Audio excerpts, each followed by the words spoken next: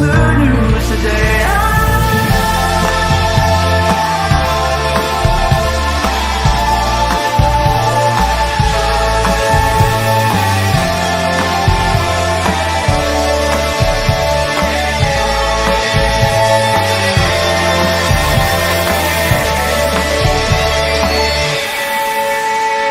I like turtles.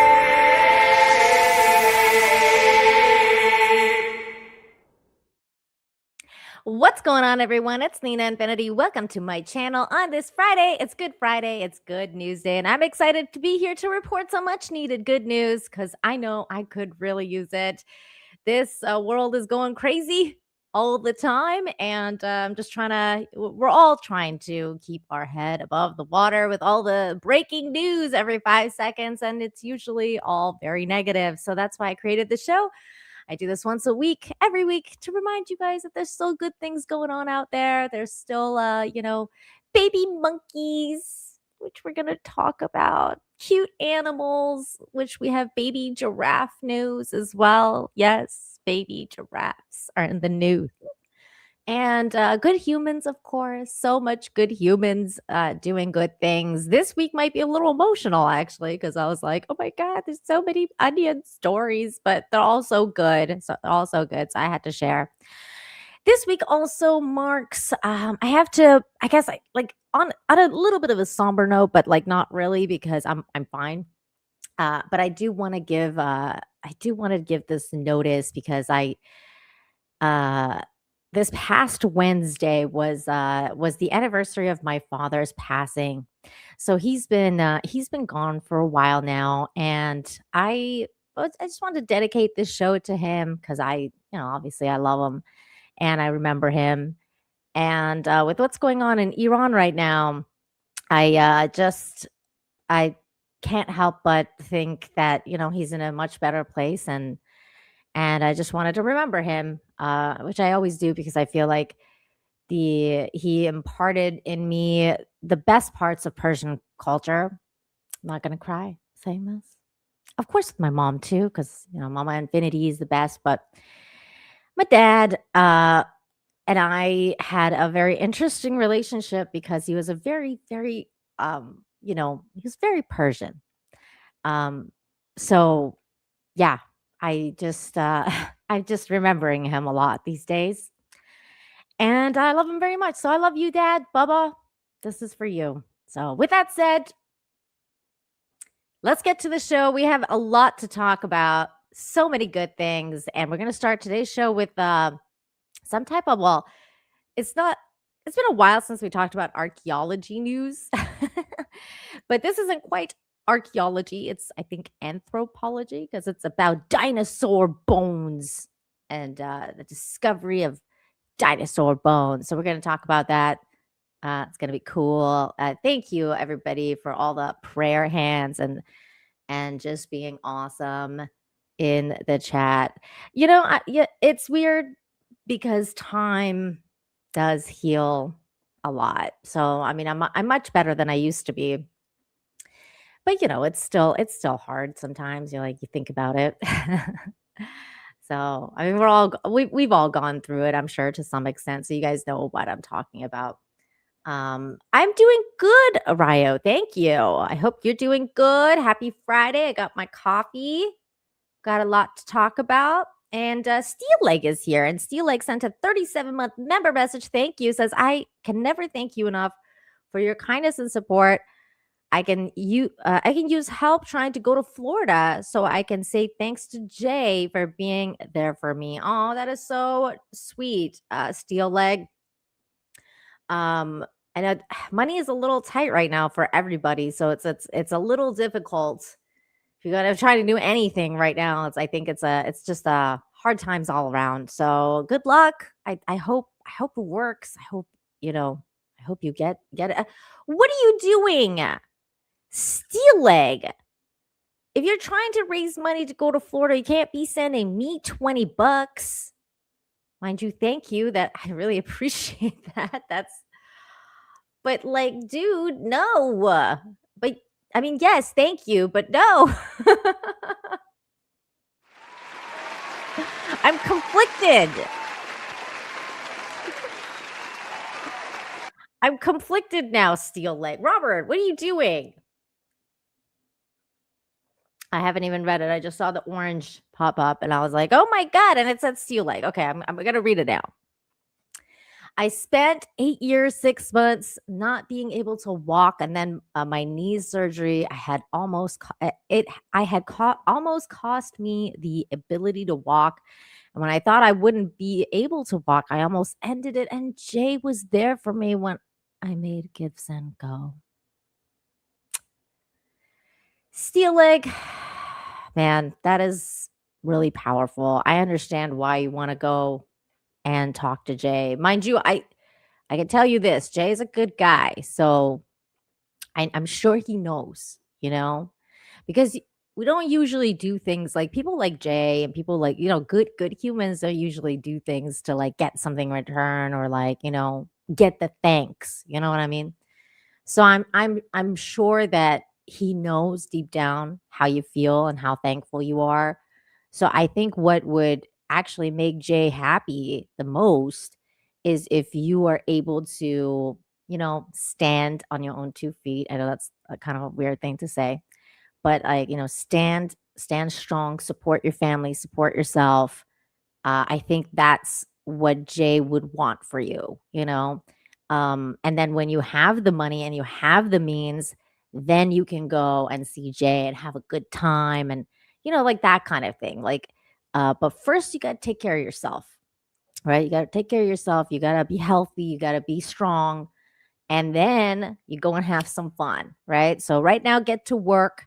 And I'm sure you're going to get the money to go and see Jay at some point. But that's my words of advice. Of course, you can always do different types of GoFundMe's and stuff like that. And I'm sure there's some people out there that'll support you. But my advice to you is to keep going strong in your own work and just like, just focus, double down and get it done and then go and have some fun. But I appreciate it. And stop sending me super chats when you're trying to raise money to go to Florida. Not that I don't appreciate it. I'm conflicted now because I'm like, that's a really nice super chat. But also, I care for you and your well-being. So give when you can, give when you can.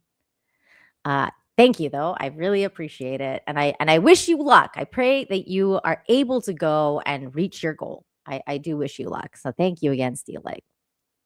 Robert, you're very sweet. Very sweet. Robert's a sweet guy. Guys, go check out Steel Leg of History. I'm sure Darren, my mod extraordinaire, Darren, is going to drop the link for Steel Leg's channel. Go support him. Maybe even share the GoFundMe in the chat if there is one for the GoFundMe thing. Oh, I think he's already doing it. So there you go. It's in the chat. Darren is already on it, unlike me, who needs more coffee. There we go. If you can help Steel Leg, please check out the link tree. There you go. Steel Leg of History's link tree is there. Go and check it out, guys. Go and check it out. You know what? Maybe after the show, Darren, put this link in the comment section too, and I'll pin it. And then if people are watching after the fact and they wanna help out, they can. Thank you. What's up, Steph? It's been a minute since I seen you. What's up, Ads? Ads is here. TD is here. What's going on, everybody? Uncle Martin is here. So many people are here. I see all you guys in the chat. Makes me happy. Saw is here. Thank you for the $2. I found out I've been subbed to you since March 29, 2022. Wow, that's a long time, Saw. That's a long time. Thank you. Thank you for supporting me all this time. Really appreciate it. All right. Let's get to it. We have so much to talk about. What's going on, John Thomas? I see you just popping in. How you doing? Good to see you. Happy Friday. We're going to talk about some cool news about prehistoric bones. Prehistoric bone hunter made a stunning discovery in a river near the Ravenwood, Missouri, uncovering a massive 92-pound femur believed to have belonged to a mammoth or mastodon.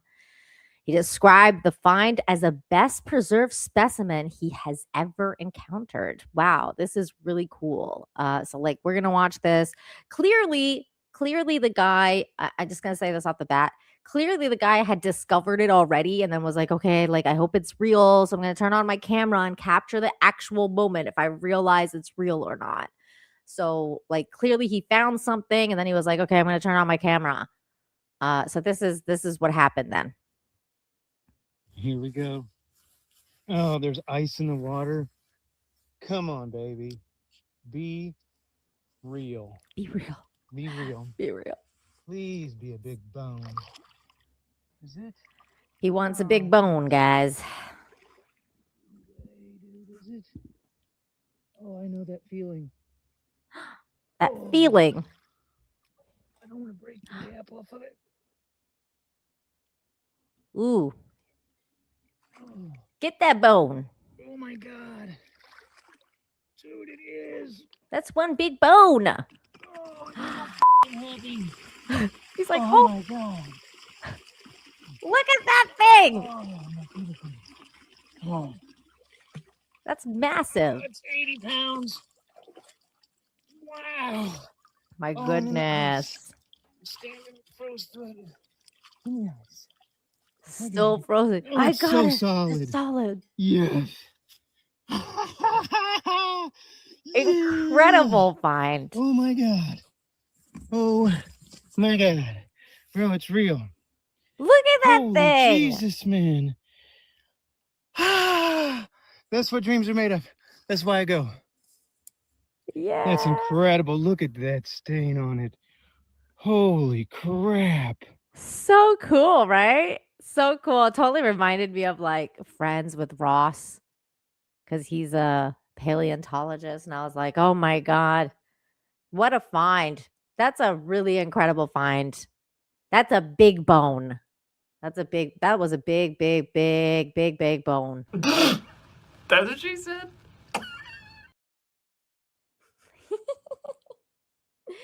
Oi! Oi! Ian So Forth is in the chat. How you doing, mate? That just comes out now. It just comes out. I don't know why. Psychotic Mongoose just gifted a membership to the chat. Thank you, Psychotic Mongoose. If you got a membership, it's either from Psychotic Mongoose or Mars Bucky Max, who also gifted a membership to the chat. Thank you so much. The memberships really help the channel. I really appreciate it. And we got baby giraffe emojis now. So you guys can check out some of those baby giraffe emojis. Who are you? The next James Bond? Yeah, I guess the next James Bond might be an Australian James Bond. You call that a good? Wait, that didn't that did not turn out Australian. You call that a knife? You call that a good? This is a knife. Gone. I can't do it. My entire accent stuff comes from The Simpsons. You call that a knife? This is a knife.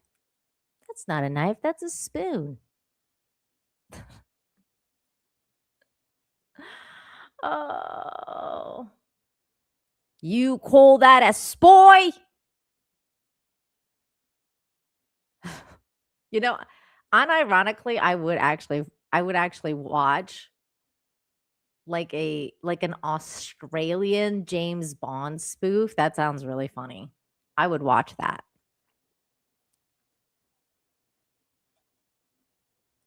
There's literally no difference between your Brit and Aussie.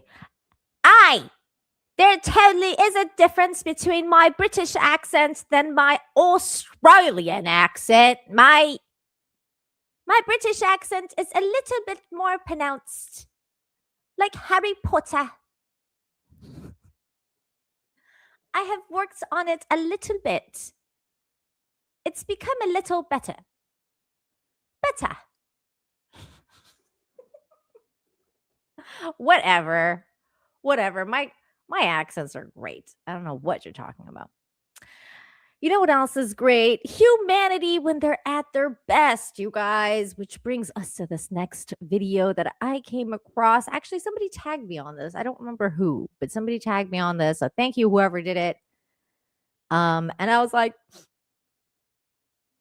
good humans. Good humans. I love good humans. So this thing says, when a young man had his bicycle stolen, which he used to get to work, the shop owners and some customers pooled their money and bought him a new one. And look at this young man's reaction. I mean, this says it all. Got him a brand new bike right now. God, there are so kind people out here.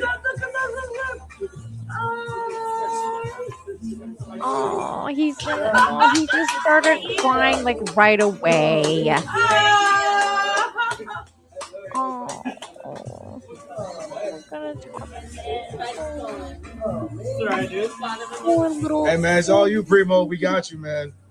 Look at him crying. Hey. He's so affected by Here you go, their Primo. kindness. Look at that. Look at that. Good humans, you guys. Oh, he can't even stop crying. We got you unlocked, Primo. They're not stealing it again, bro. Oh, they got him a lot. So they don't steal it again. You're very welcome. You're so welcome. I'm about to start tearing up, dog. Oh, shit, dude. Don't even point that I'm over about here. to, I'll tell y'all. I'll tell y'all. in a There are second. good people. Hey, let's go, my man. Sweet. Oh, I love it. I love good humans, you guys. Good humans are the best. This is what life is made up of. When there is bad moments, there's good moments too. And hello, Digi Rin. Hello. What about the orphan monkey? He says, look, we're going to get there. Gonna get there, but there's a buildup. There's still people coming into the chat. He's the main feature of the day. So good things come to those who wait. We're gonna talk about the orphan monkey. Punch the orphan baby monkey who has been my entire feed for a week. It's just been one video after another. My entire feed is basically just baby monkey punch, or cute animal videos, or political stuff, which I don't mind. I'd way rather have Punch the Baby Monkey than what else is going on out there right now. So we're going to get there, though. We're going to get there. We have a lot to talk about. He's the main featured story. I'm keeping up with Punch. Keeping up. Ad says for $2, I really needed this good news this week, man. XO to you too. I needed it too, man. It's depressing out there. And that's why I do this show, because then I can listen to stuff like this and I'm like, people still care about each other. They'll still rescue each other. Like this dude. He's a hero. You're the hero of my life. Man jumps into canal to save mother and 3 children. Look at this dude right here.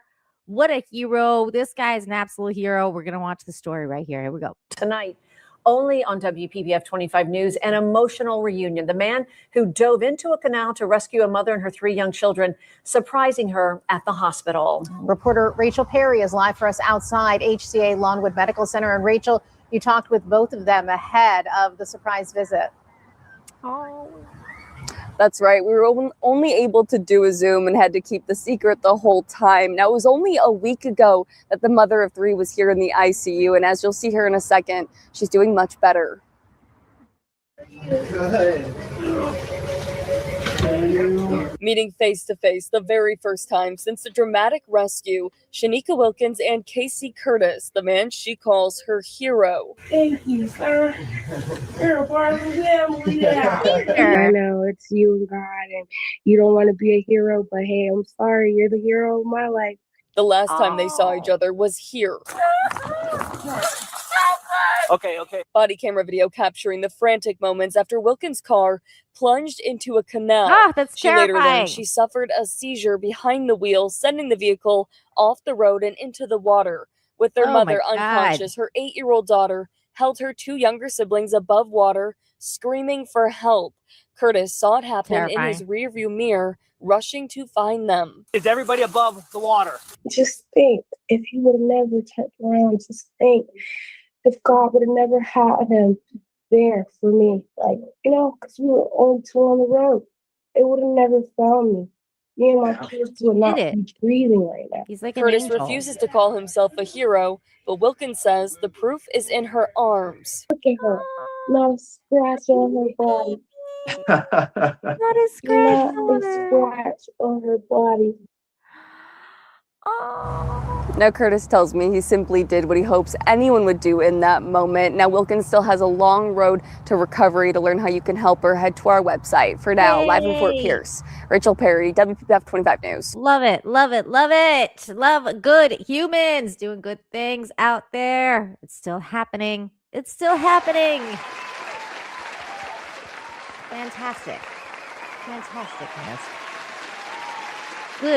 Good humans. Good humans. So good. So good. What's up, Boosh? I think I saw Boosh coming in here. There he is. Boosh says, hello, good humans. Well, hello. Hello to you. Okay. I think that's been enough time. I think it's been enough time.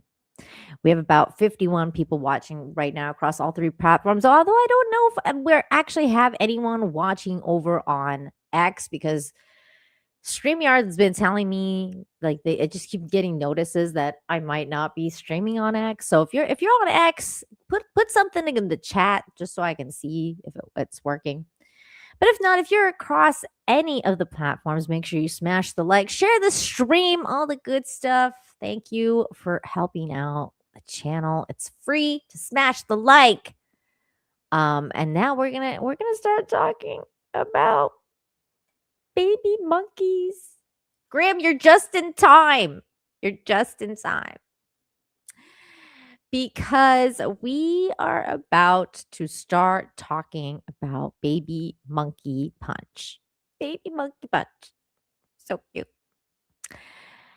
So for those of you that don't know, an orphaned monkey and his cuddly pal has social media swooning. And that is the story of this baby orphaned monkey. His name is Punch.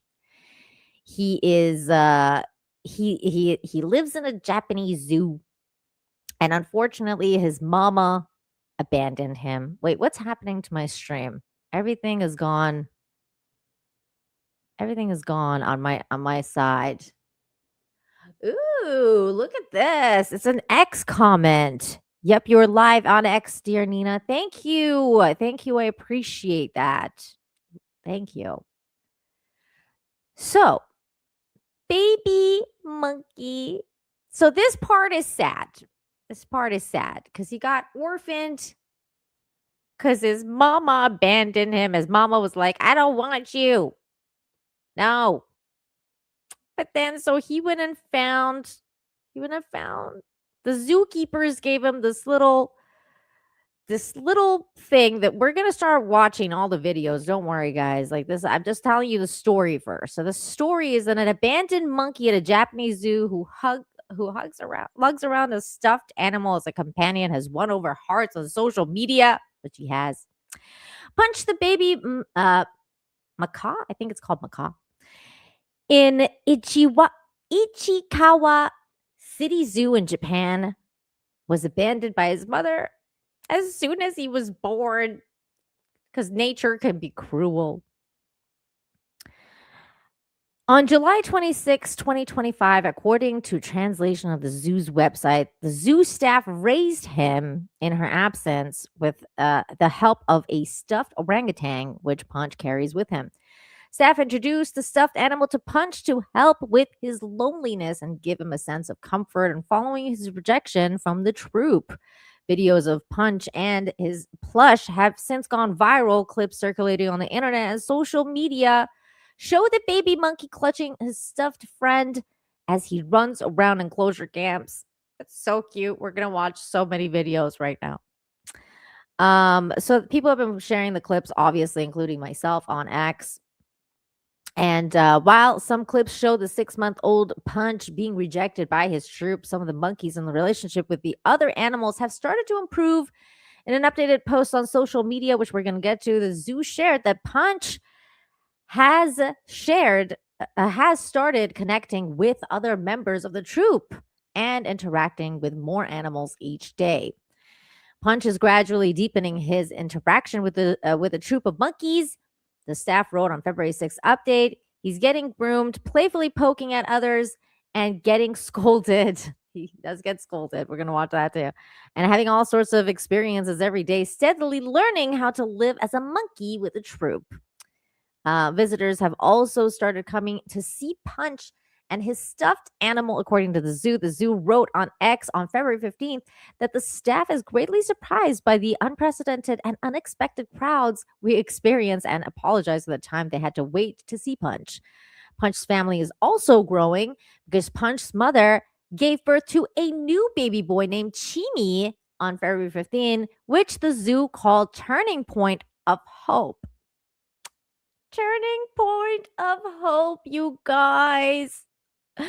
You know what I'm all about, Turning Point of Hope. This is what this is all about. That's why we have to talk about Baby Monkey. Because he has a brother now named Chimi. And Chimi might be an interesting X factor here. The zoo wrote that, unlike Punch, Chimi was accepted by his mother immediately and naturally learned the ways of the monkey society. Staff hopes that Chimi can become a bridge between the troop and Punch, not by force, but by familiarity. Animals understand the relationships in ways that we can't measure. The zoo wrote, acceptance does not come from training, but from time, existence, and family ties. What an interesting situation.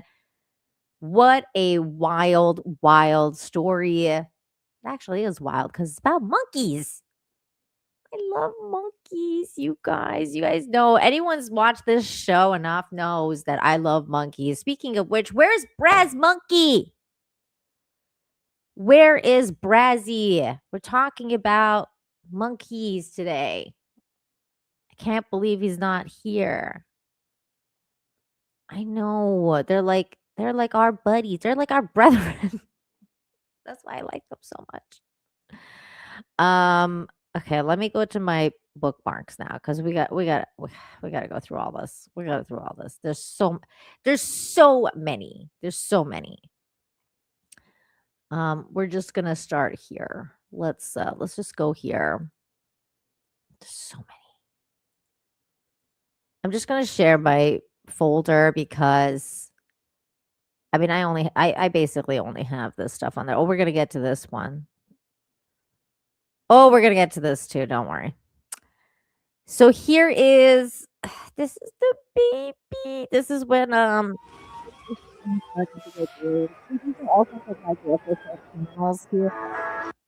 because these are like actually from like the Japanese people. This is where the look, he's getting groomed, you guys. I have so many videos of him. He's getting groomed. Look at the baby. He's getting groomed. Here's another one. There he is. He's playing with the stick. I gotta mute this though. He's playing with he's playing with another baby monkey. They're having fun. The monkey took a stick. He was like, "Give me that stick. I'm taking it." There's so many. Oh wait, I didn't want to do that. I didn't want to do that. We just got to go back to the bookmark. I'm not used to this format. I'm not used to this format. Oh my god, this was so cute. Unrelated unrelated to that baby monkey. He's so cute. Look how fat he is. See, this is what I'm talking about. I'm so obsessed with monkeys and kitties. Look, he's so fat. He's like, is that real? Is that for me? And the cat's like, what? Where did my food go? Pretend nothing happened. He's like, oh, you got fleas? Maybe I'll clean you. We got sidetracked. I'm sorry, but it's also about a monkey. Look how cute he is. He's so fat. Oh, he's so fat and cute. He found a new kitty. Okay. I'm gonna stop now. I'm gonna stop. Look. Okay. So Punch the Lonely Monkey has also received a donation of various stuffed plushies to play from IKEA Toys. They want to support him, so they've given him free orangutan monkeys because obviously he's destroying them. They're giving a ton. You can also buy the monkey. He's gone viral, so you can buy the orangutan monkey. Here is one where he's waiting for the zookeepers to come out, and the monkeys are just chilling out with him. He thinks he's like, he's just being a little monkey. He's just being a little monkey. Look at him. He's so cute. Oh, look at that. We got a quartering raid over on Rumble. What's going on? What's up, guys? Hey, we're talking about Punch the Baby Monkey. She's so cute. What's up, guys? Hey, what's up, Zippy? Thank you, Jeremy. I hope you're doing well. Welcome, quartering people. Also, we had a Yarn Witch raid earlier. Don't think I forgot about you, Yarn Witch. Wow, the Rumble chat's blowing up right now. It's blowing up. So there's more monkey videos we're gonna watch. So this is some of the pictures. Look at this little orangutan buddy. He's using him for cuddles because some of the monkeys are mean to him. Here he is, just hanging on the zookeeper. Because the zookeeper also has the orangutan, so he's just hanging on. He's like, you know what? I think I belong here. I think I'm just gonna hang out with you. Those other guys abused me. The zookeeper is like, okay, you gotta go now, and the monkey's like, nah. Can we bring the big monkey, got a little monkey? I know. He needs to be loved. There's more monkey videos. Like he's adjusting to this group. He's running around. There's a lot happening with this monkey. So a couple of the videos though went viral where he's being kind of abused by the monkeys because some of them are bullies. These are monkeys we're talking about. They can be really brazy. They're really brazy sometimes, and they abuse him. Like they beat him up, and they're mean to him. So then he runs to his little orangutan. And then he's like, leave me alone, guys.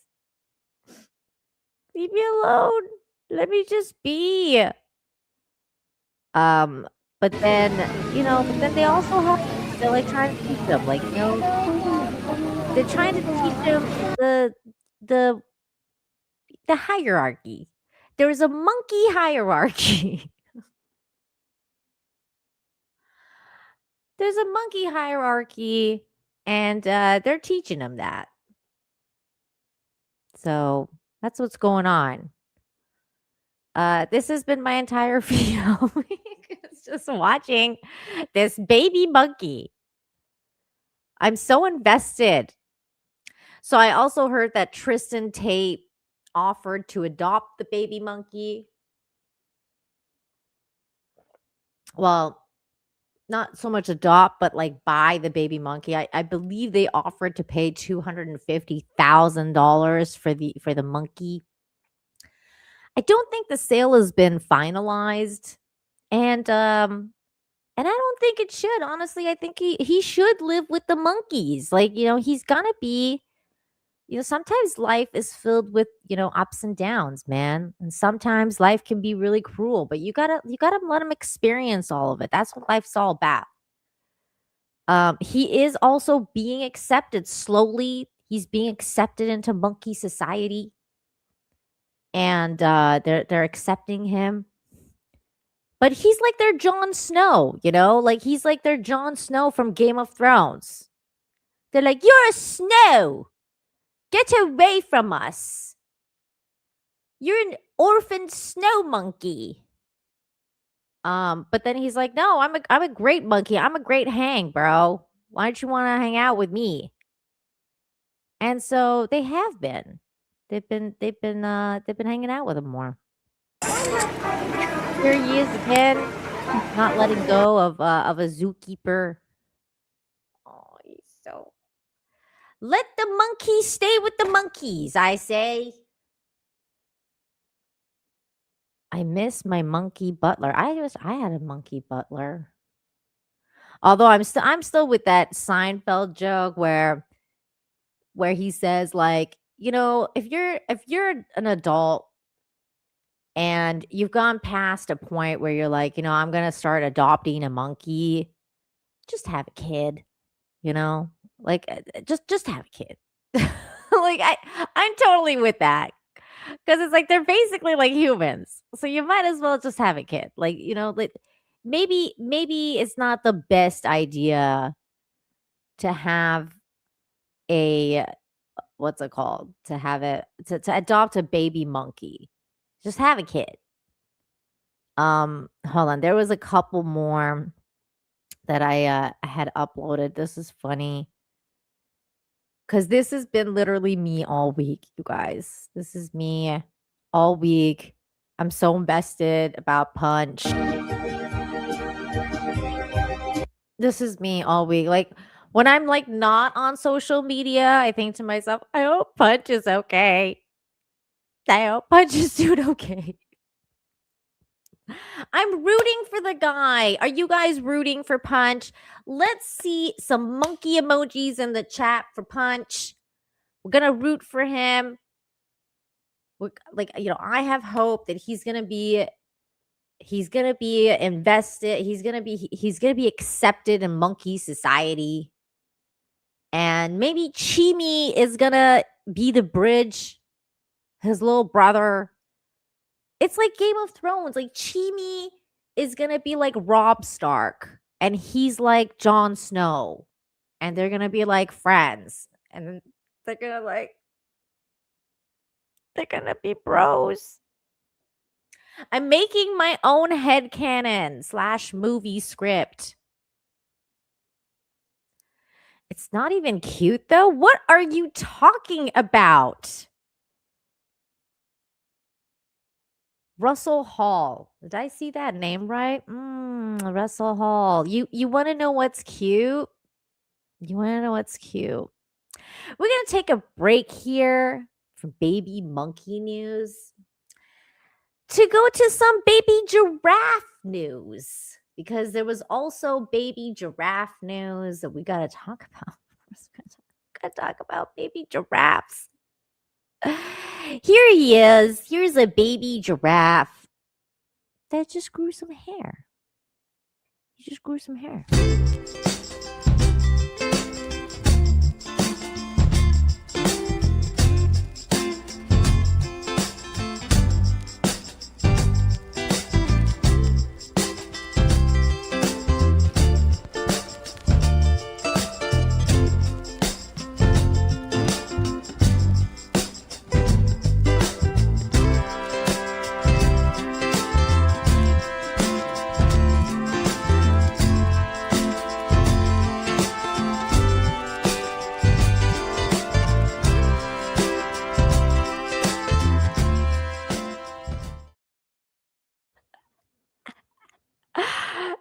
it pops up on my feed now. Like it knows. It knows. It knows. Look at everybody putting the baby giraffe in the chat. I love it. He just grew some hair. They were like, "Oh, we should talk about this. This is news." I love that kind of news. Give me all the baby giraffe news. Give me all of it. Give me all of it. So this is the bit of monkey news that was kind of sad. This is when he was getting beat up. He got beat up by this monkey.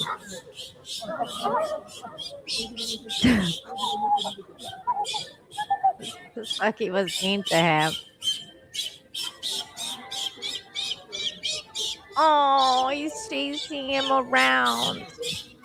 He's chasing him around.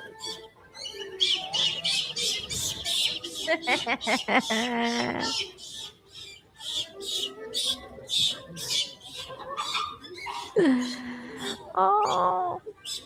You know, I will say though, but before that, we didn't see what the baby monkey did. I feel like maybe the baby monkey might have pissed off that other monkey, and he was like, "All right, that's it.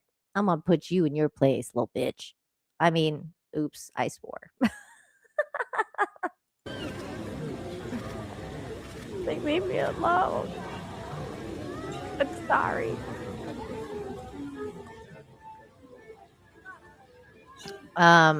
This guy's like, "I'm sorry, I'm just over everything." Look, this is I get it, man. This world can be, I just said that word, so I'm gonna say it again. It can be a bit of a bitch.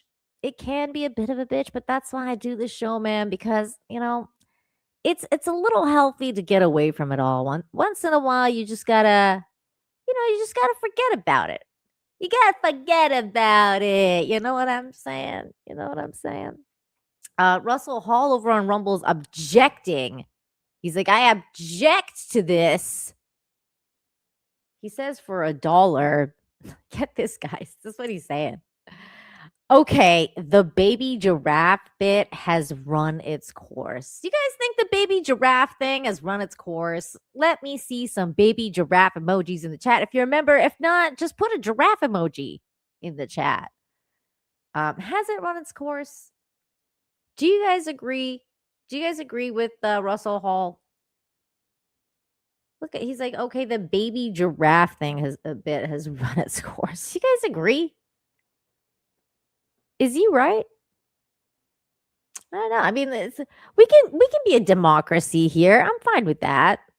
If everybody votes no, like yeah, like we're over it, then we can stop. Let's see. We got giraffe. Oy vey, says me. Okay, one person say, yeah, the baby giraffe got old. We need elephants. He wants elephants.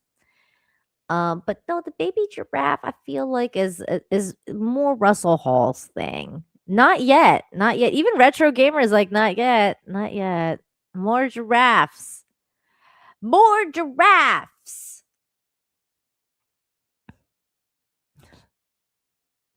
Look at this. Everybody's in on it now. Even the quartering crowd is like, yeah, more giraffes.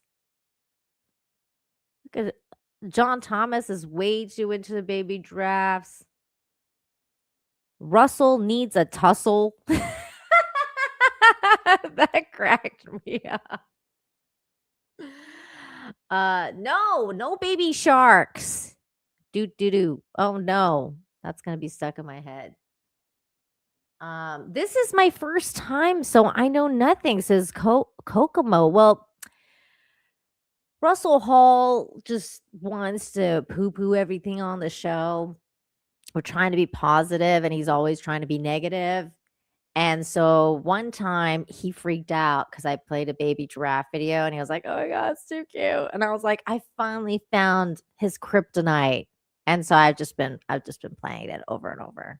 And I find different baby videos now. The first one was this one. I think I still have it. Is this one it? This is the first one.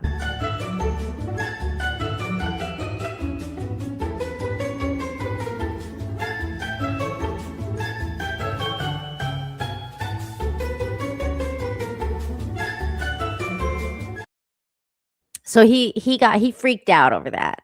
And I was like, finally found it. A chink in his armor. I got him. See? Oh my God. Anyways, anywho, the monkey is doing better, guys. Baby monkey's doing better. Every time I see him freak out, it gives me life.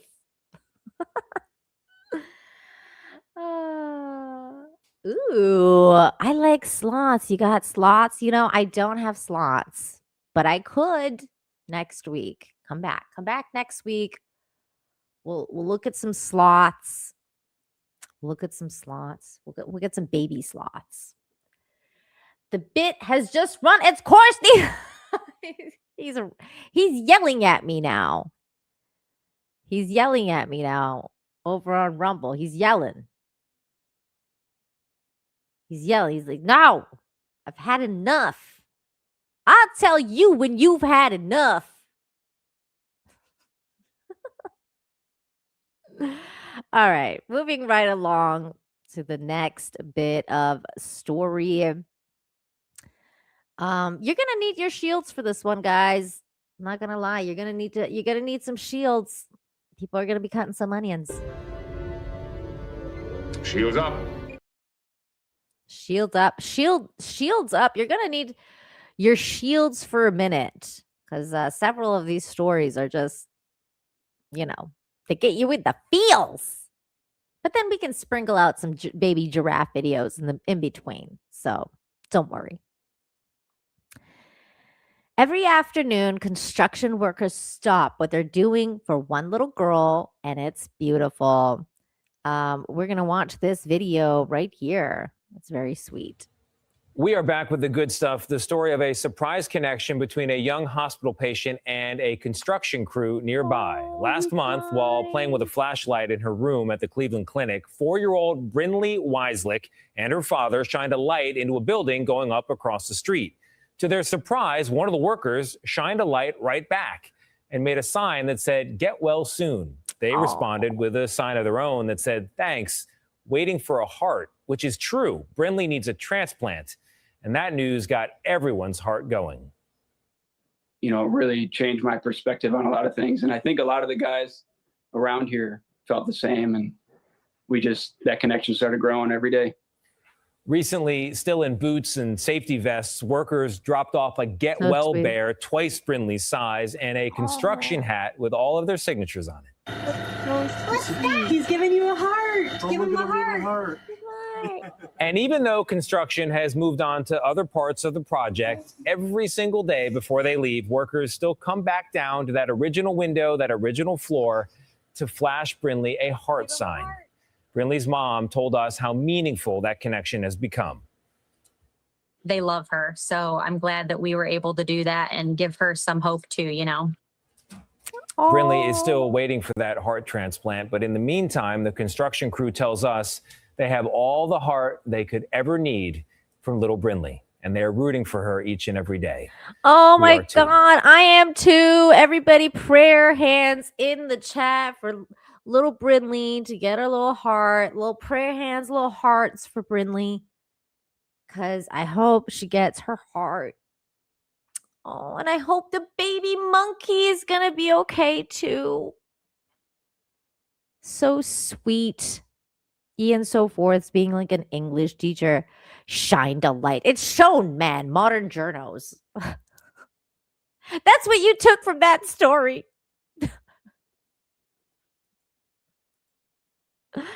Oh, I'm praying for her. I'm praying for her. I hope she's going to be okay.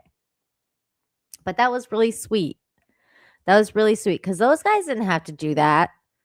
Those guys, especially after they moved on from their job, like from that room, they didn't have to do that. They didn't have to take her that big teddy bear. They didn't have to make that sign. They just didn't have to do that, but they did because they're good humans. And that's what good humans do. People care about each other. I believe in that. I believe that humans can be good. I believe in that.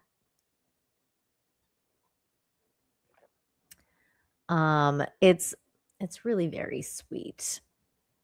It's really very sweet. We're gonna go to this next story here.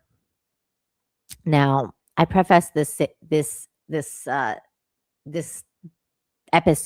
today's episode by letting you guys know that Wednesday was the anniversary of my father's passing, and I was just dealing with it. But the next day, Thursday, when I had to prep this show, I came across this story, and I gotta say, it made me cry. It made me cry a lot. And I went back and forth about sharing it because I was like, it is one of those stories. Shields up. But it had such a good ending that I was like, okay, I have to talk about this. It's about dads. And I just got to share it. We just got to share it. This is a really cool story. It's somebody's story. This is somebody's life. That's one of the reasons that I wanted to share it, was because I was like, wow, this is somebody's life. Some people have like the most incredible life experiences, and somehow they come out on the other side, and they're just amazing people, and they write these really cool, like they write about their life, and I want to highlight that here. This is that story. It says, I always mattered to him. He never knew he had a daughter. 40 years later, he officially adopted her. This is an incredible story about a father and daughter who meet through circumstances that I don't think either of them thought could be possible.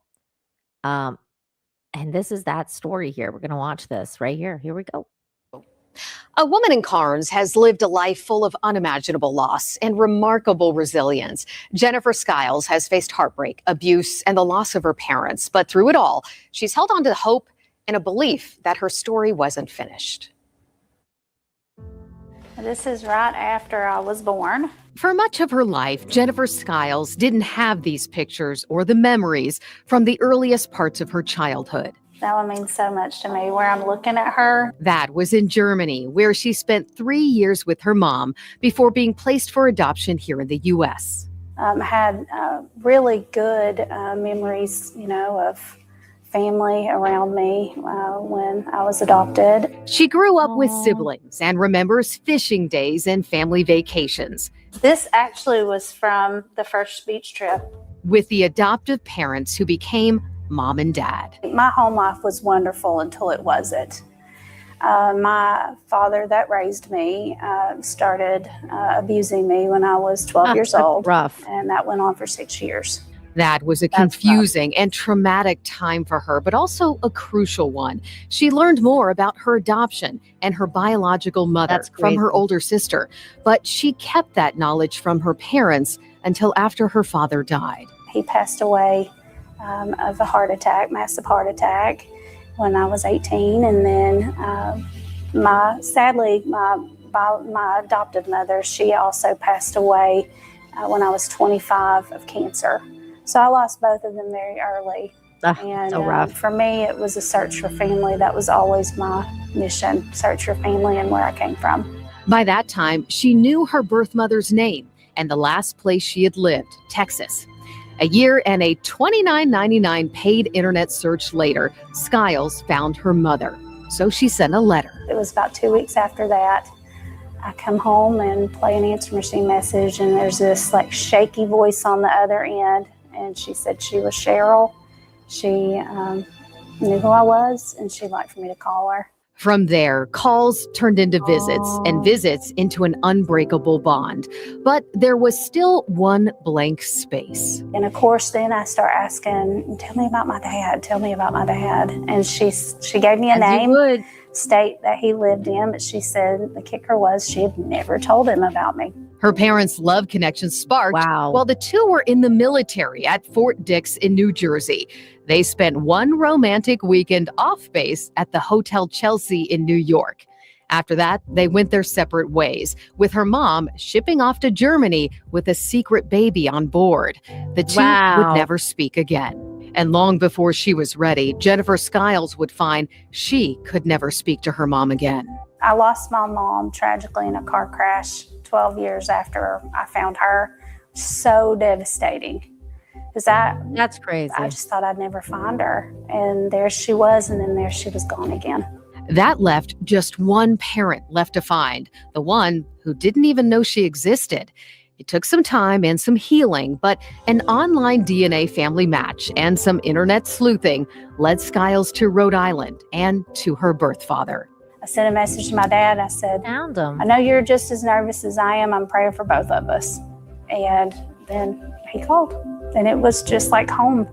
First time I heard his voice, it was like being at home. And that feeling of home would only get sweeter when the two finally met for the very first time at McGee-Tyson Airport after more than 40 years. I'm blessed every day. That's why I tell people, sometimes people meet me, I say, you might want to shake my hand. I'm the luckiest guy you're ever going to meet in your whole life. Meet Paul Leonardo, otherwise known as Jennifer's dad. Actually, a lot of people are happy for us because it's pretty obvious. I love her. I'm sorry, I try not to do that. That love just radiates from the two of them. They now swap stories and cities for visits, talking nearly every day. And we just, it's so much alike. They not only share DNA, they did get a test, but also their blood type and a few other traits. Both are left-handed. When she told me how it was, I was like, the same reason you're looking for me is the same reason I'll never let you out of my sight. And there's something else incredible he never let go. I saved it all these years. For a reason even he can't explain, he held onto a tiny keepsake from that New York weekend where it all began. That's crazy. You know, being a 19-year-old kid, I don't know why, but just something told me to save this little. It's a little bar of soap. That's so from crazy. the hotel that I stayed at, and I never wanted to forget it. So I brought it home on my Foot Locker and my stuff, and I put it with my honorable discharge. I always mattered. Wow. He somehow he knew, and he kept this. And this was something to say, I mattered to him. So that's how I see this card. And while so much of their time has been catching up on the past, they don't get caught up on what could have been. They're grateful for the present and all that's yet to come. We always regret that we missed out on so much time. It really stinks, but we try not to dwell on that. Just want the future to be as good as it can be. You know, I choose to say, against all odds, I was able to find these two beautiful people that I get this life with now. And my dad and I, you know, we could sit and focus on the fact of everything we've missed, or we can look at it as an adventure of everything we get. And that's what I choose to do. Oh, I love that. What a good outlook. And we do have another happy update to share. Paul Leonardo just adopted his daughter, Jennifer. He wasn't on her original birth certificate, obviously. So now their newfound relationship is official. And that video you saw there at the end of the story with that big hug, that was right after the adoption was official. Believe it or not, though, this only scratches the surface of Jennifer Skiles' story. That's why she put it all into a book called Vault of Treasures. You can find it at Barnes & Noble or on Amazon. Incredible story, you guys. So remember, Vault of Treasures, that's her book that she wrote about her life. It was an incredible story, though. Even that little bit to just watch that. Like I said, it started out kind of rocky. Like, you know, you're just like, oh, like this story is kind of rocky, just like life. But then it ends up very hopeful. And I love her outlook on life. And I love how much she's persevered over so much hardship and loss and everything like that, which is basically the definition of my show. to have hope, to have faith that something, that it's all about something. Like something's out there that at the end of the day, it's gonna kind of come full circle, and it has for her. Lone Wolf says, pretty good story. Thanks, Nina. Thank you for watching and give it a chance. It's it's a really, I thought it was a nice story too. Russell Hall says for $1, it's hard growing up without a father. It is. It really is. That's why it's so important if you're going to take that. If you're going to take that special someone you just met to a hotel room, always wear a condom. Or better yet, I'm not reading the last sentence, Russell. Or better yet, do it in a way you can't get prego.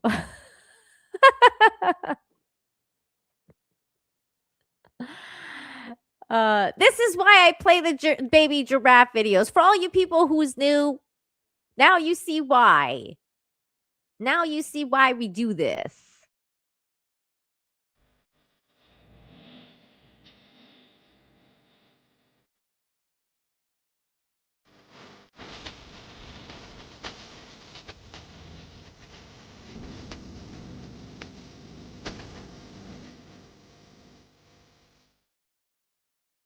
This is why we do this. So that now you know. Now you know. I'm trying to keep things PG over here. Trying to keep things freaking PG over here. Russell just earned more giraffes. He's got to learn. He's got to learn. He's like that baby monkey. That's what happens. It's like Russell Hall is Little Punch. He's just messing around. He's just, he's just poking at the other monkeys. And then it's like, you know what? Somebody's got to put you in your place.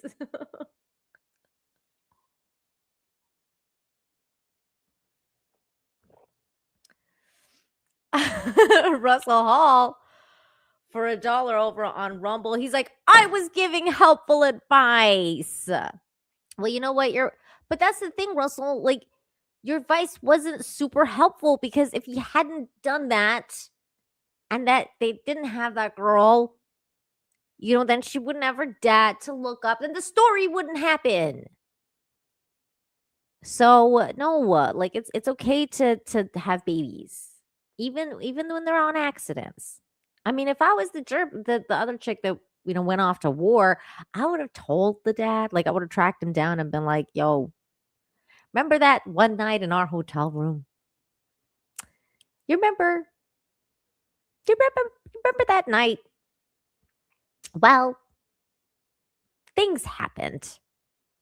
Yeah, I would have tried to reach out personally, but sometimes you just, back then they didn't have the internet, so I mean it wasn't as easy, it wasn't as easy to find people.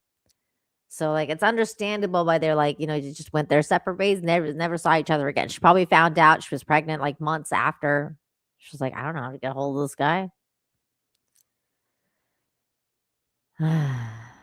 By accident on purpose. Exactly.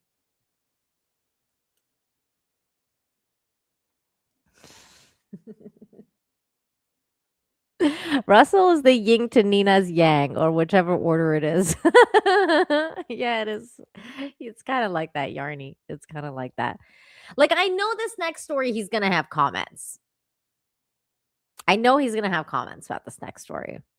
I've been mentally preparing myself for this next story and the kind of comments Russell's going to have for it. In fact, I know some of you other ones are going to have comments too, like Shane G. I don't know where he is in the chat. He's missing. Other commenters like Ian So Forth. I know he's still there. Oi. I know he's still there. Defender. Grim Dark. I know some of you I know some of you gonna have comments. But it's okay. That's fine. I'm still going to share this story. I'm still going to share it. Hold on. He's written to me a paragraph now for $1 on Rumble. And I have to read this one before I read it out loud, just in case.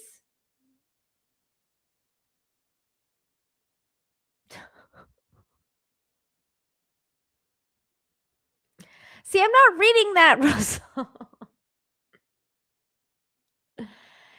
He says for $1, remember that night? Remember that night we went to the hotel room and did something different? Well, that was fun. There's nothing to tell. There's nothing else to tell about that story. God, I hate you.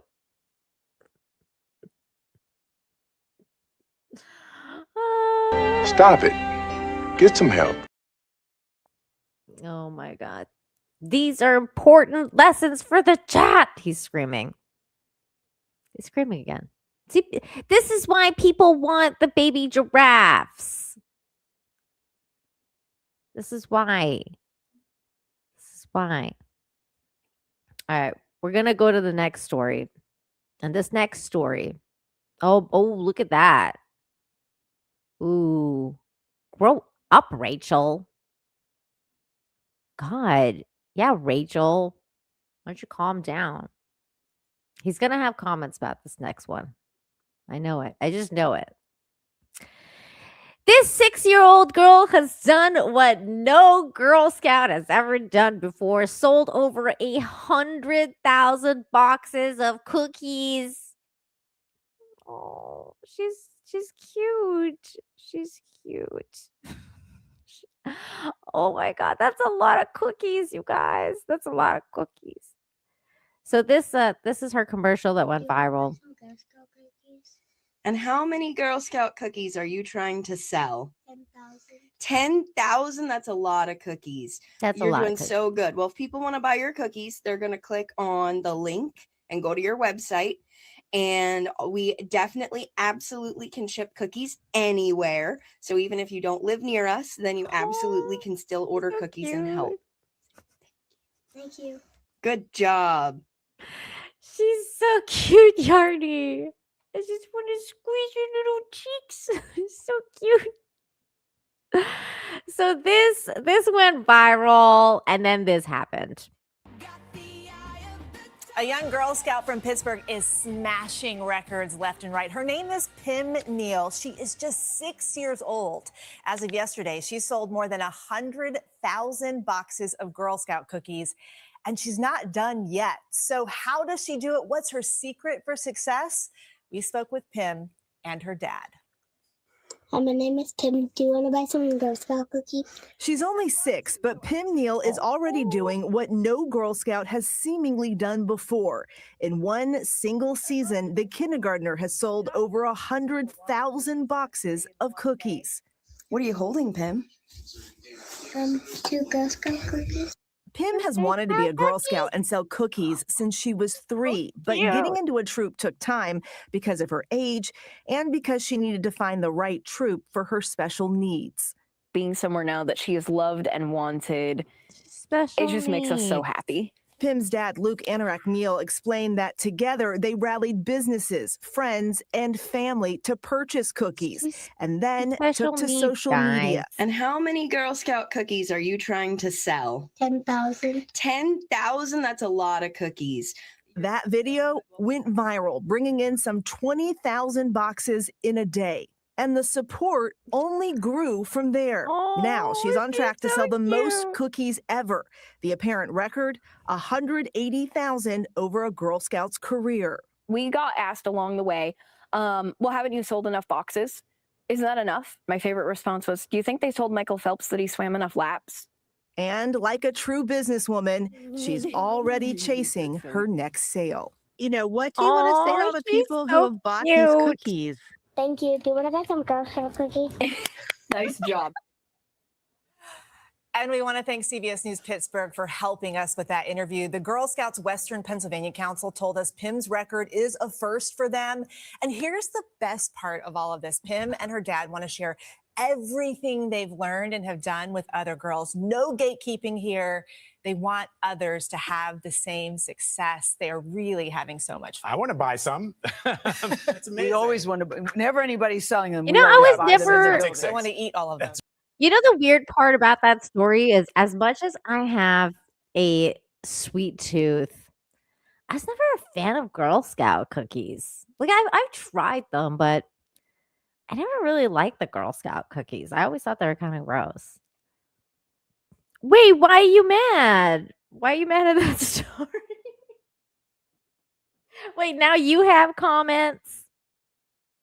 Now you have comments. I don't see Russell saying anything. So maybe it's just maybe it was a great story and he was like, "Oh my god, that was beautiful. I'm going to go buy some cookies." He's going to go buy some cookies. I bought them once, Yarny, and I was like, these are really freaking gross. Like, I am not into the Girl Scout cookies. I feel like they're like, I don't know. I'm just not into it. Kiss My Groin disagrees. The Samoas are the best. I don't think I've ever tried that one.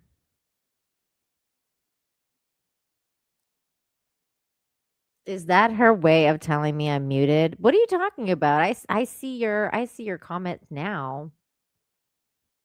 The Thin Mints are addictive, bro.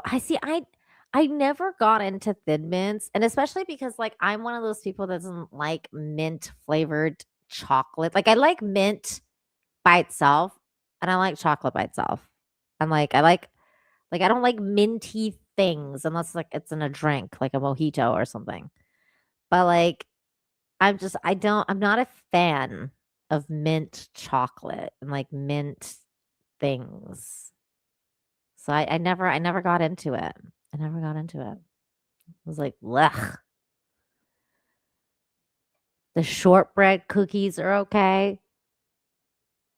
I never tried those. Mojito.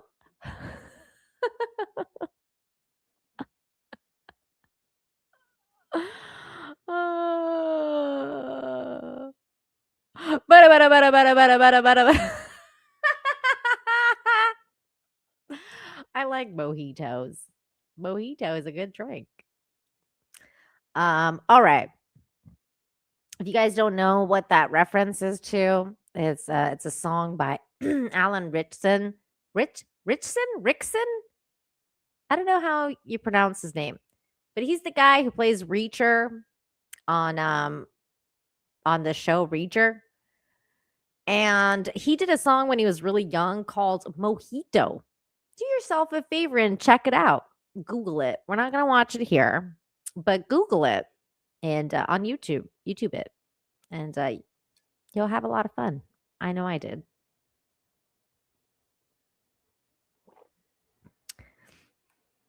I know, but that's the only time it's okay. Like I'm not into it when they have like it's in chocolate or like it's in sweets. It's like in stuff that it's not supposed to be in, you know? Like I like mint tea, you know?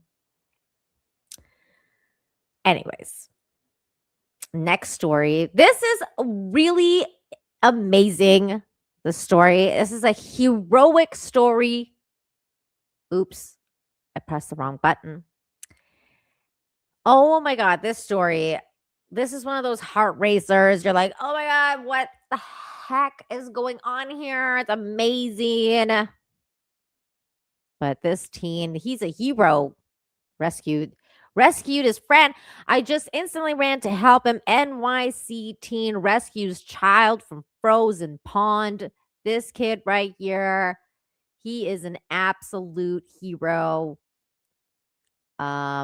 This is what we're gonna watch right here. Here we go. It was Friday after school when two boys fell through the ice at Springfield Park Pond. Luckily, their friends were able to race around the corner to the firehouse right here to get help. Oh my God, I'm coming, bro. I'm coming. For nearly 10 terrifyingly cold minutes, a 12-year-old boy begs for his life after plunging through the ice at Springfield Park in Queens. Hold on, just wait a little bit longer. Alex Smith happened to be walking home when he saw the child in trouble and didn't hesitate to help. The 14-year-old filming the ordeal while grabbing hold of the rescue ladder and helping the victim's friend carefully inch it close. Just slide the ladder so he could grab hold. The ice might break if I add too much weight. The best instinct I had was to just slide the ladder so that I would have fallen through too. Smith was spot on, and moments later, the cavalry arrived. Firefighters from Engine 311 went to work. Incredible. You can see how probationary firefighter Sean McMahon falls through the ice en route to the victim. Keep go. Regardless if I was cold or not, he was even colder. So I just knew that we had to get out there. I had to secure him so he doesn't go underwater. But the team that just drilled for this very scenario hours earlier made a successful save. Once I got to the patient, I kind of talked to them, kind of calmed down, assured them that, we're here, we got you, and everything's going to be okay. This just the latest in a string of ice rescues this winter in the tri-state. Officials renewing their warning. No ice is safe ice. And if not for this middle school hero passing by, the day could have taken a much different turn. I got him. Hey, this could have been a tragic turn of events. They told me that if I hadn't done what I did, he wouldn't have been able to stay afloat and he would have drowned. First responders say that the 12-year-old boy was showing signs of hypothermia. He was taken to an area hospital, but otherwise is expected to be okay. Wow. What a hero, doing heroic things, rescuing a life. I mean, this is amazing. Amazing. Great stuff. Fantastic news. Just look, we don't usually get political on this show. We really don't. But this was a funny comment. That's funny. No more ice. No more ice. That means winter ice, you guys got. Don't step on ice. Don't you tread on ice. Don't you do it. You're going to fall through. You're going to fall through. It'll be a bad idea. It'll be a bad idea. It's cold. It's cold. Russell Hall. No, Russell.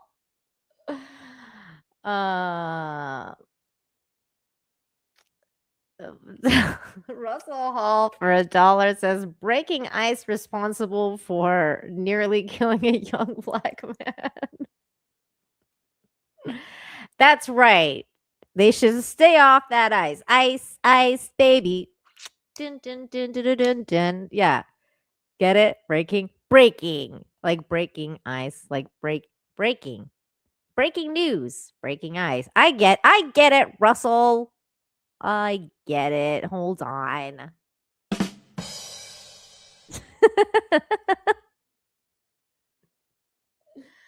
I know. Where's 200 Watt Studios? There's so many people missing today. 200 Watt Studios is not here.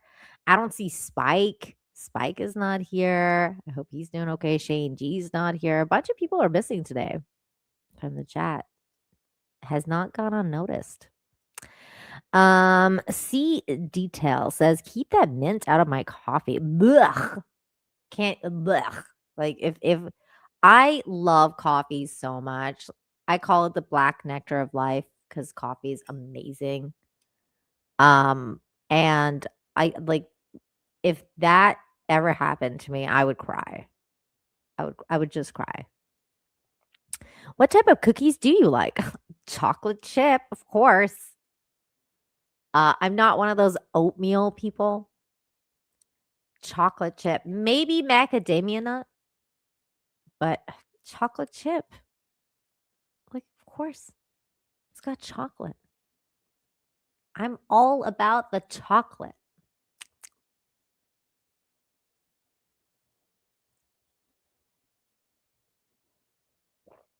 I just love it. When I was a teenager, I once read a book called Blood and Chocolate just because I had the word chocolate in the title. I was like, whatever this is, I'm reading it.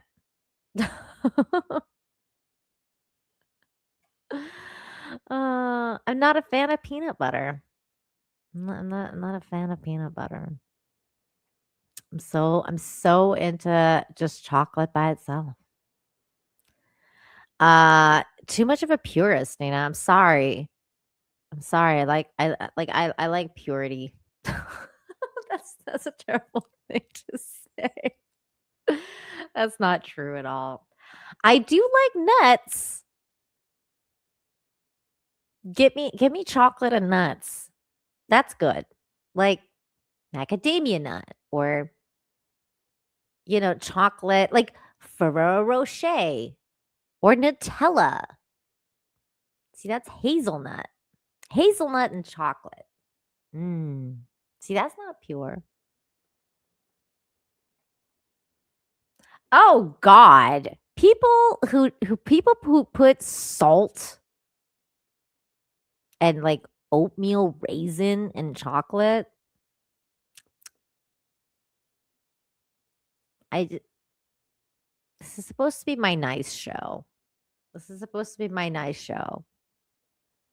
I'm not gonna be mean to those people. But people who do that, I'm like, what? Bro, what are you talking about, man? I'm just like, blech. Also this. Why are you gay? Russell for $1 says, do not ask the internet for chocolate and nuts. I didn't say give me that. I said I like that. Which I do. I like Ferrero Rocher. I'm a fan. I am a fan. Speaking of chocolate, we do have another story about. This is a terrible segue. I'm not doing that. You know what? I'm not doing that story. Let's just do. I'm gonna do another story because that was bad segue. So this one, you might need your shields. So shields up. Shields up. Shields up for this next story. It's a profile story. A profile on a good human named Michael. He's the Publix cashier customers happily wait 40 minutes for. 40 minutes just to talk to this guy. Because he's a good dude. He's a good human. This is why. Okay, would you purposefully wait 30 minutes in line at a Publix checkout just to say hello to someone? Well, there is one Publix that the lane is not just the happiest in the store. It might be the fastest too. Customers, they line up sometimes 30 or 40 minutes just to get in the cashier's line. Caitlin Ross is reporting that he is very accomplished. He is behind that register. He is just a very popular man cheering on the entire community. Why are people waiting 40 minutes? It is worth it. It is worth every single second. And what you need to know about Michael is that he is rooting you on, even if you've never met him before. He is cheering for you, and we all want his team to win. It's a full court press in Michael Masterangelo's checkout line. We're freaky fast like Jimmy John's, right? Celebrating every customer who comes through his lane. You have a great day. You come back and see us, okay? This checkout line, these customers, they're his team. Just so happy to be here. every day to work. And his #1 fans. Doing good. Always cheering him on. They will wait 30, 40 minutes just to get Michael's line. I love Michael's him. mom, Dana, says her son is not just included at the Publix in Ackworth. He's celebrated for being exactly who he is. It means everything. I'm so proud of him. Michael is a people person. He is always happy, upbeat. Oh, yeah, there we go. Michael is intellectually disabled and has worked at the same Publix for 10 years. As soon as I walk in the door, I look for him. And if he's here, you know, it I just would wait changes for him. everything. I would wait That's for why I that want you to come checkout. see me. The customers there root for him. He's my buddy. He's one of the few people I trust. Trusting him with their groceries and their donations. I can't believe I did 31,603 by myself at my register. My personal goal is crazy, and I did that in 6 days.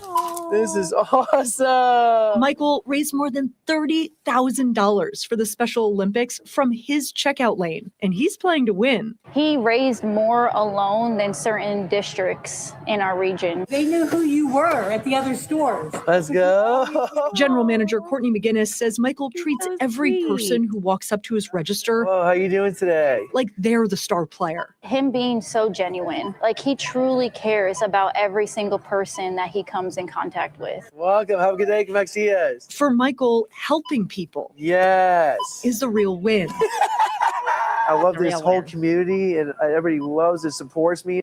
Everybody loves and supports him. Everybody in the community, right? I love And I him. feel like after this story, there's going to be a lot more people in his line, including yeah. myself. I was going to say, I'm driving to Ackworth my to get God. my groceries. He is awesome. Yeah. I love it. I love it. Thank you so Yeah, much, Kate. I would go there if I was living nearby. I'd be like, well, I'm going to meet Michael. I'm gonna go grocery shopping in the new store today, because that is the kind of person that I think more people need in their lives. Just a positive person that, you know, just makes you feel better about yourself. Is like so super sweet. I feel like, you know, Russell, I see you saying a lot of stuff in the chat, but I feel like if you actually went to that store and Michael started talking to you, you would melt. Like your like black heart would melt, so your frozen heart would melt so fast. You'd be like, "Hi, Michael. My name is Russell, and I love baby giraffes." Because he's so nice. Like, you can't. There's no way that you could talk to somebody like that and then have like that hard exterior. You know, like they make you break it. They really do. I know people like that because my brother-in-law is like that. So I'd like, you know, I just know there's nothing you can do. There's nothing you can do. He would just melt your heart. He would just I do not love baby giraffes.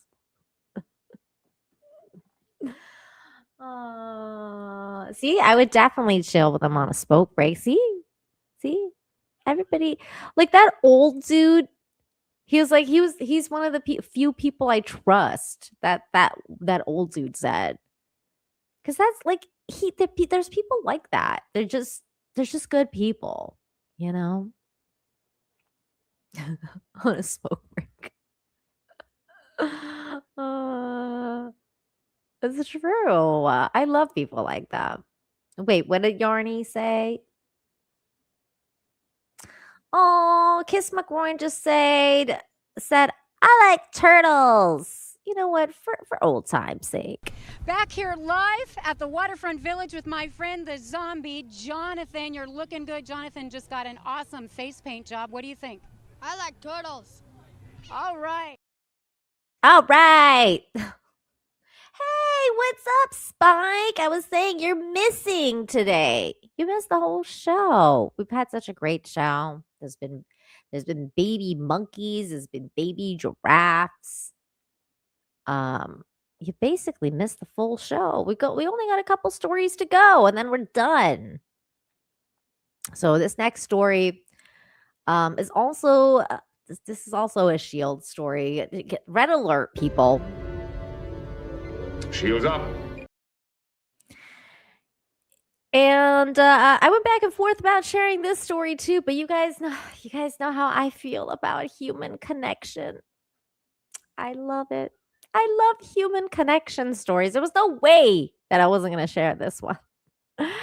An act of kindness sparked an unlikely friendship between a young man and a 91-year-old veteran. That's these two right here who have gone viral for having a very unlikely friendship.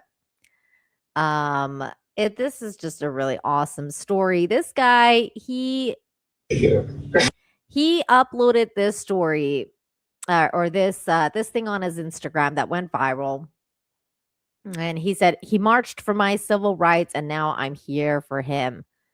So they're friends, they're buddies. And this next, the news coverage of the story is going to explain how they became friends. But this young man is basically this man's caretaker now.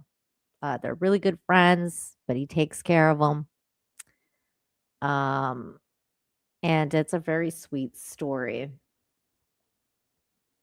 It's a very sweet story, which we're gonna watch. It's so sweet. The only reason that the music is not on is because it's gonna get claimed. But it's a really cool thing. So then here is the story here. We're gonna watch this. Here we go.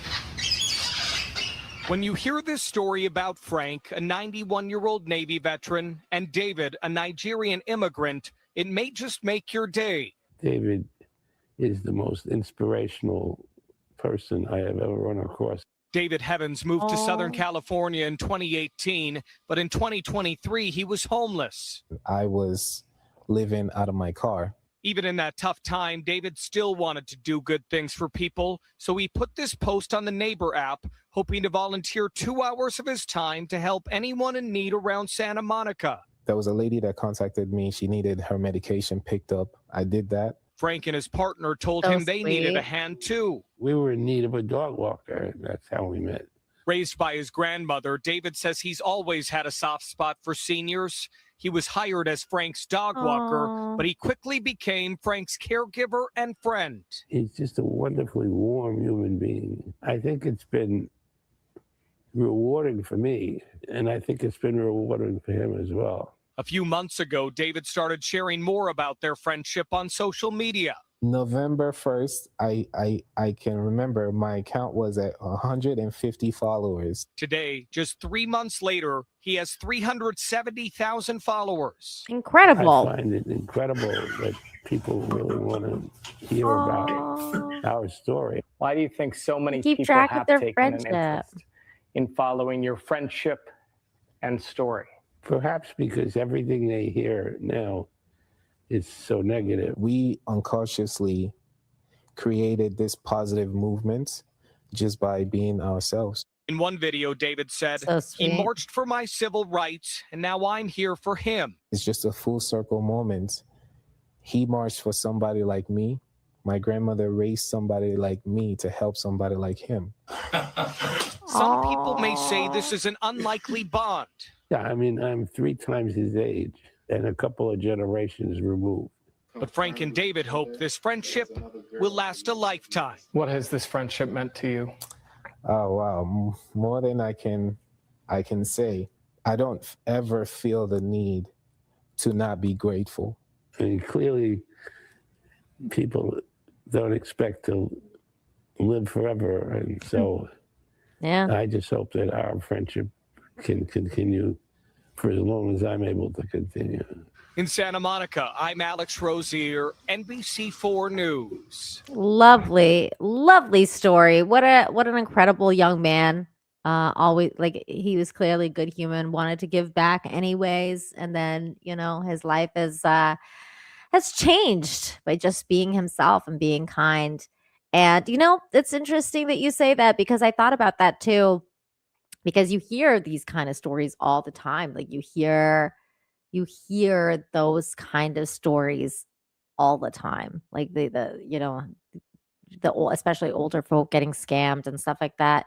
But that's why I try to do this show, because I try to balance it out and let you guys know. I mean, you don't hear about this kind of news often. Like, you don't hear about how there are people out there that actually do help people out too. And I'm glad that, like, even the mainstream media has decided to cover those kind of stories even more. When I started this show like 5 years ago now, there was barely anything out there, you guys. I mean, if you guys go and watch like some of my older episodes, you'll see what I'm talking about. I had a hard time finding good news. But, I think things have changed a little bit. They're starting to see that there's still a demand for that kind of story. And so they've been doing it more, and I appreciate it. I do. I know, like, some people call it like the fluff stories, but man, we need the fluff sometimes too. Everything is negative. I'm starting to appreciate the fluff. So that's great. I'm glad that he wasn't scammed. I'm glad that it was a really wonderful story about a beautiful friendship. And yeah, those happen too. Those happen too. Hit the like button, folks, says Kiss Groin. I agree. Hit the like button, you guys. Silent Running says, gotta go. Well, have a good one. Happy Friday. Have a good weekend. Thanks for stopping by today. This next story, you're also gonna need your shields, because this one's just, it hit me hard again. I was like, oh my God. Like last night, I was like, like I'm mourning a little bit. And then these stories, I was like, but in a good way. In a good way. Like, I was like, oh my God, this is too good. Shields up. This is what humanity is. Kindness.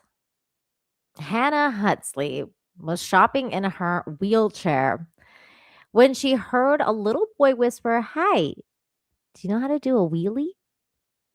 And it was the moment that both their lives changed for the better.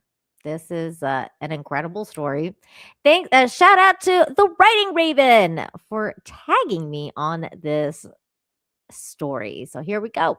Here we go.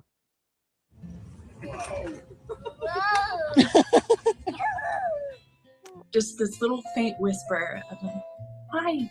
So I look over and there's just this sweet little kid with this little curious eyes, and I was like, oh, hi.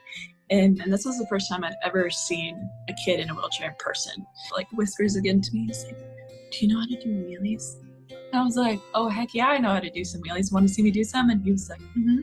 So I started doing wheelies, and then he just like lit up like a beam. He just got all excited, and he was getting this big old smile and laughter and everything. So and sweet. I was like, oh my gosh, how precious is he? Started to do the wheelies, and we started doing wheelies and spinning and stuff. And I was like, do you know how to do wheelies? And he was like, oh, kinda, a little bit. So then his dad came over and started helping him. I was like, oh, I could just cry. This is such a beautiful moment. Since then, we've actually gone out to get ice cream a couple times, and we'll race, and we'll play choo-choo trains, and we'll do wheelies again. Now. And he's helping us at dinner. He wants to set the table. He wants to like go out and do all these things, and he just saw you, and he wants to be like you. So there's just like, wants to makes be me want like to cry now. I know. I'm gonna start. I got injured when I was 19. I was in an accident, and but wow. Up until that point, I was able-bodied. And the perspective it's given me to how I view time spent with my loved ones, and it just really makes me present, because I'm like, man, I almost died, and I could die tomorrow. Wow. That's why I just want to change it, because I didn't see life like that before. It's like you can have this really awful, terrible thing happen to you, but then you see it in the eyes of a kid, and they don't see it that way. They just see it as, oh, cool, you have a wheelchair, you're like a car, you're like this toy, and you can have fun with it. I think that you don't realize how important that is for kids to see too. Like, oh, like I belong here, and I can have that life too, and I can be living it on my own one day, and I can be happy. It's so important to see, and it's just cool to think about that I got to be that for someone. There you go. Yeah. You're too fast. So good. What a good story. Oh, what a good story. This one broke me, guys. That one broke me a little bit. Shields failed, Darren. My shields failed too. That's a good story, especially because of what she went through herself. Man, that gives you like, that's inspiring. That like, you know, she like the kind of outlook she has on life is like inspiring, and it just inspires you to be a good person, you know? Like going through that kind of hardship and then like having that kind of attitude and being like, you know what? Like it's like an outlook, a new outlook on life, that I'm still here. Life is precious. And then like making a friend like that and just being like, you know, just being in that friendship. It's so that's what life is. That's what life is. It's worth living. You know, it's worth living. Oh God, that was a good story. That was a good story. So good, right? So good. It just makes you really appreciate what you got, you know, what's going on right now when you like with your own life. You're like, oh man. That's good stuff. Russell Hall, thank you for the $1. He's got a message for Kiss McGroin over on Rumble. He says, Kiss McGroin needs to turn his avatar 90 degrees. Stop being inappropriate, Russell. Just stop it. Hey, phrasing. Just stop that. How a viral actually, we need to stop. We need to stop right now. Stop it. Get some help. Stop it. Get some help. How a viral Super Bowl encounter. This is our next story. We only have a couple more stories. I think 2 stories left, maybe 3. I think 3 stories. Here we go. Oops. This is the next story right here. How a viral Super Bowl encounter made 2 Detroit Lion fans' dreams come true. So what we're gonna do here is I'm gonna first show you this video, this little video. And then I'm gonna read the article. I'm sorry that I have to read. Sorry, guys. Sorry. And then we're gonna watch another video. So here we go. We're gonna first start with this because this is the title already gives it away. It says how a viral Super Bowl video encounter made 2 Detroit Lion fans' dreams come true. So this is it right here. Small town girl. So this lady meets those guys in a lineup. I know the story is just a little fast. That's why the article will explain what's going on. But she met them in a lineup. They made a social media post about it. And they ended up going to meet some interesting people on the court. This is a cool story. It says a simple conversation at the Super Bowl turned into something unforgettable for 2 devout Detroit Lions fans. And the heartwarming moment is now inspiring people to go far beyond the stadium. Daniel Brinker and his brother-in-law, Harry Schroeder, attended their first Super Bowl wearing Lions jerseys. And even though their team wasn't playing, for them, it was about pride and loyalty. After we decided on Saturday that we were going to go, he went to his room to grab a Detroit Lions stuff and said they were going to represent Detroit, Brinker said.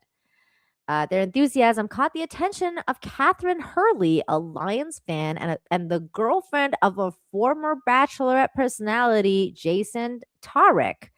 Drawn in by their warmth, she struck up a conversation. Something about them it was just very familiar to me with my family and how I grew up, Hurley said.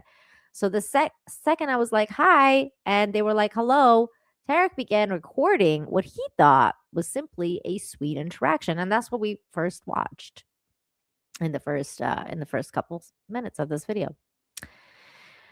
So Catherine is talking to them for a while, and from my vantage point, it's kind of sweet, wholesome moment. I just have to record it, she said. And they talked. Tartik and Hurley learned more about Schroeder's story, including his ongoing battle with cancer and chemotherapy treatments. Moved by what they heard, They decided to share the moment online and encourage people to rally behind him. And we came up with the idea of why don't we just put something on social media, tell a story, and get people to rally behind Detroit Lions doing something for Harry, Tardik said. The video quickly gained traction, drawing more than 1 million views and the thousands of fans tagging the Lions in hopes that the team would respond. And boy, did they respond, you guys. Boy, did they respond. For Schroeder, the Super Bowl trip itself was already a dream, one made possible by his brother-in-law's generosity. And so when he offered this up and put it on a table, oh, I thought I got disconnected for a second. Sorry about that.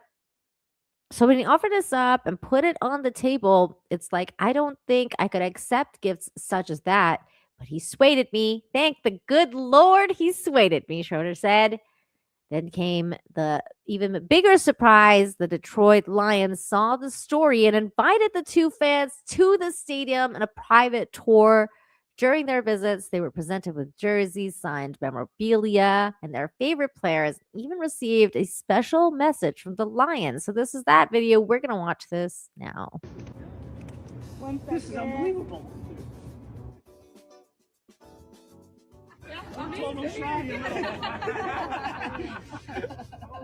Oh my Lord. Oh my God. They're so happy. I love when people are happy. Wow. This is awesome. Yes, this is great, man. This is great. Never been treated so good. It's unbelievable. Aww. This is unbelievable. It's unbelievable, Brink. This is crazy. Watch the video board, and there's one more message for you. What's up, Harry? This is Sam Laporta. Excited to have you on our personal tour of Ford Field. We heard about your fandom and wanted to personally thank you. Your strength, your heart, your fight. That's what we're all about here in Detroit. That's so we're in your corner. Enjoy your day. Oh, that's wonderful. Wow. I can't believe it. So can you just tell us about your experience today? Oh, it's been wonderful. It's been overwhelming, actually. I expected to come here and we'll see the stadium. It'd be a wonderful thing and be treated right. But the gifts and the logo up there, and it's that's over the top. You folks went over the top to make this a very special engagement. I love it. I've never been in the stadium this way. Been in the seats, but never in this way. That's really cool, it's something I'll man. treasure forever. I mean that. That's really cool. And you guys know me. If you have watched this show for a while, you know that I'm not a huge fan of American football. So I don't know much about it. I know a lot about basketball, but I'm not a football person. But I still think these are really cool things for teams to do. So if this was the same story about a basketball team, I would know much more about it. But I think these are really cool things that teams do for people, especially for a guy like that that's like battling cancer. That's really, really sweet. It's really sweet. For two lifelong fans, it was a dream come true, all sparked by a simple, wholesome encounter between strangers. That's what it's all about. Like that one human moment in that lineup. That's what it started from. That one moment of interaction, meeting that person in that lineup, and then just being like, you know what? I'm going to do something about this. So cool. Stories like this remind that kindness has a way of spreading, sometimes reaching further than anyone expects. It's so true. So true. Yeah, I only watched the NBA. I don't know anything about the WNBA. I only watched the NBA. I've always been a fan of basketball, but mostly just the dude basketball. This next story is really, really sweet. It's really very sweet. It's about a good teacher, which are really rare nowadays. I love good teachers. This is a good human story. I'm gonna share this right here. It says teacher turns first graders' drawings into real hats. Their reaction says it all. It's very sweet. Here we go. Good morning. Good morning. All right, are we ready to start? Yeah. Okay. At Wallace Elementary in Kelso, Let's do our sounds. teacher Ashley Lowry is a bit of a magician today, Cage. Pull it apart. Get ready. transforming these young minds Good job, friends. into tomorrow's leaders. I always just have my theme be establish a love of learning. B. Lines become letters, Let me see those letters. which sounded together form words. All this learning before morning recess. Eyes forward. Voices off. Walking feet. And as they play outside, they don't realize inside is when all the magic today really happens. Like this. And Micah. Jeffrey. Before winter break, Ashley's Aunt Amy had an idea. What if we created our own hats? So I'd seen the idea and thought, middle of winter would be a great project. The kids colored their own hat ideas, solid colored stripes. That was just a simple art project to the students. I definitely saw kids who were like really excited about patterns. So you'll see kids that had like a nice repeating pattern. But behind the scenes, Amy had a plan all along. Take those coloring sheets and sew together each hat just as the kids had drawn them. I guess I didn't realize 22 hats was going to take as long as it did, but a lot of hats. We managed. With recess over, it was time for the big reveal. Who remembers doing these? Raise your hand if you remember doing that. After reading a book called Extra Yarn, Mrs. Lowry had a surprise. Go to your desk and sit down. I might do a little magic in here. And like any good magician, she never reveals the trick, keeping the magic alive for the students in her class. Let's say magic, magic. Drum roll. Open your drawers. One by one, they opened their drawers to reveal their art project brought to life. Red, orange, yellow, green, purple. Colors they chose for each stripe, Because those are my favorite colors in the world. and what was in their imagination, White, because I kind of like white, and it's my favorite color. now in their hands, Yellow, purple, red, purple, red, orange. and on their heads. I was just thrilled that everybody was so excited and it looked like they're really going to enjoy the efforts. There was a bit of magic today at Wallace Elementary, except there were no tricks, just a treat for everyone. Hello.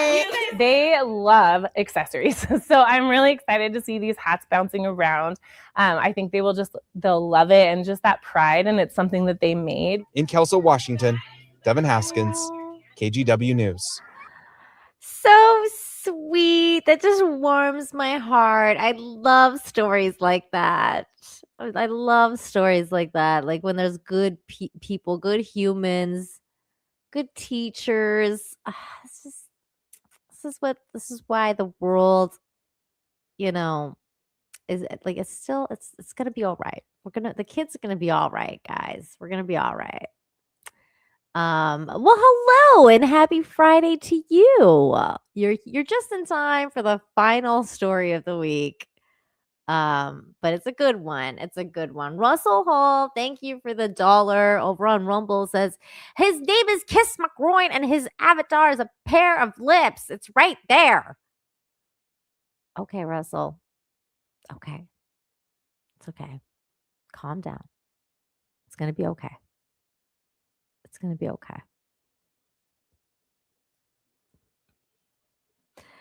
This last story of the week is really very sweet. It's very sweet, but I have to read it for you guys, so I'm sorry. I'm sorry that I have to read this. I apologize. He lost everything and had to give up his dog. Then strangers brought her back home. You guys, look at this. This photo is everything. This photo is everything. For months, a dog named Dream waited for the one person who meant everything to her, her person. Philip had been by Dream's side since she was just 6 years old. Now 6 years old, Dream had spent her entire life with him it had always been the two of them. But life took a difficult turn when Philip lost his job and soon after his home. Facing an impossible situation and no longer able to afford food for his beloved dog, Philip made a heartbreaking decision not to abandon Dream, but to protect her. With tears in his eyes, he brought her to the DeKalb County Lifeline and asked if they could keep her safe until he was able to get back on his feet. Staff and volunteers could see how strong the bond was between them, and they knew this wasn't a man giving up his dog. It was a man doing everything he could to hold on. That's when the woman of Rescue Me ATL stepped in. They shared Philip and Dream's story, hoping community might rally behind them. And Atlanta did just that. Within hours, more than $8,000 was raised to help Philip secure housing and find work, making it possible for him to reunite with Dream. Now the pair is back together where they belong. Philip is even taking big steps forward. He's training to become a firefighter and is set to begin orientation at the end of the month. Philip says he still can't stop crying when he thinks about how many strangers showed up to help him and his best friend. And when Dream saw him again, there was no hesitation. She knew exactly who he was, and she ran home. This story was originally reported by Caitlin Ross in Georgia, USA. So thank you, Caitlin, for sharing this wonderful story of a man and his dog and a community that stepped up to help out when it mattered the most. What a wonderful story. And I love the fact that he's going to become a firefighter soon. Maybe we'll even cover him on this show if he does some heroic things and rescues people from the fire, because it could happen. But that's a really wonderful story of a dog and a man reunited because people were kind. Good humans were kind. And they helped him out. That's what community matters. Human connection is important. I always tell you guys that. And that's where we're going to leave it today. So thank you, everyone, for joining me today for another episode of Infinite Hope. Episode 271 is in the books. Special thanks to those of you who super chatted, became a member, gifted memberships, Rumble Rants too. Thank you so much for those. And thank you, the quartering, for the raid. That was fun. So you guys hang in there because there's going to be a lot of bad news coming up this weekend and the following week. So, bad things are going to be happening. And I know that. But we're going to get through it together, okay? Because I know I'm going to need a lot of help, you guys. Like in the next little while, I'm going to be trying to, keep my head above water and everything. And this show is going to be a lifeline for me. So if you're like me and if you're just feeling all sorts of ways about what's going on out there, come hang out with me on Fridays and we can just get away from it all. And tell more people about the show because they might need it too. So tell a friend, tell a friend.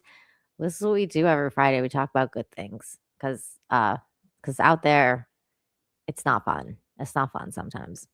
But this weekend, I hope you go outside, have some fun, get some sun. If there's sun out there where you are, because I know it's still cold a lot of places.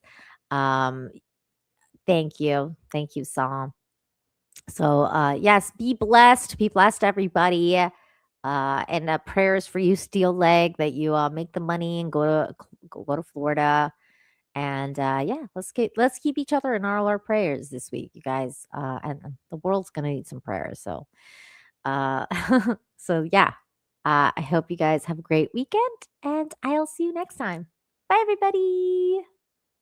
Choose kindness. Bye. I know you are mine, come rain or come shine. Can you some good news. Give me some good news today. I don't want to waste no more of our precious time. Give me some good news. Give me some good news.